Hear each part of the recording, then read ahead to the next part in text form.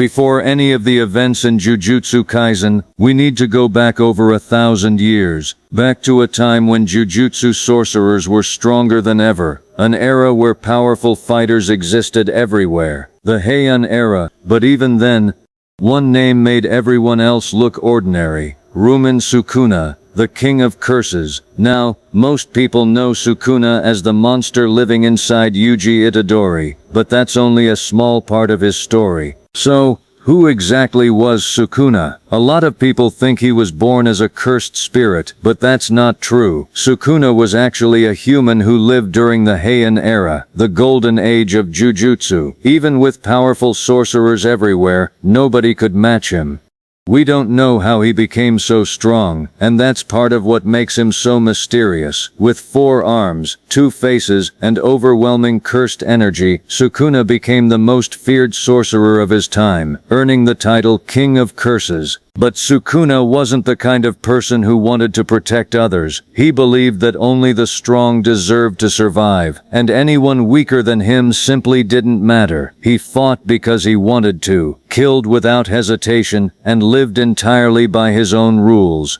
That ruthless mindset, combined with his unmatched strength, made him a legend. Over time, stories about Sukuna spread across Japan, and his name became something people feared long before he was ever called the King of Curses. As time went on, Sukuna's reputation only continued to grow. Every battle made his legend even bigger, and fewer people were willing to challenge him. Those who did quickly realized they were facing someone on a completely different level.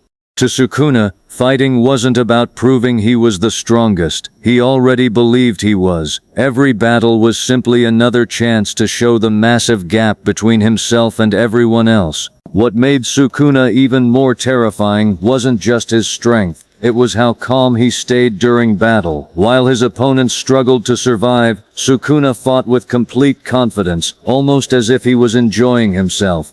He rarely underestimated strong opponents, but he never doubted his own victory. To him, power wasn't something to chase, it was simply his nature, and everyone else had to accept it. After more than 1,000 years, Sukuna finally returned when Yuji Itadori swallowed one of his cursed fingers. Instead of taking over completely, Sukuna found himself trapped inside Yuji's body, but he wasn't worried. He knew patience would eventually give him the opportunity he needed, and while everyone focused on Yuji, Sukuna was already planning his next move. That opportunity came through Megumi Fushiguro. After taking over Megumi's body, Sukuna regained his place as the greatest threat in the modern era. He fought the strongest sorcerers alive, and pushed them to their limits. Even after more than 1,000 years, one thing never changed. Ryomen Sukuna remained the king of curses. But then, Sukuna finally met someone who truly pushed him to his limits. Satoru Gojo. The battle between the strongest of the past and the strongest of the present shook the entire Jujutsu world.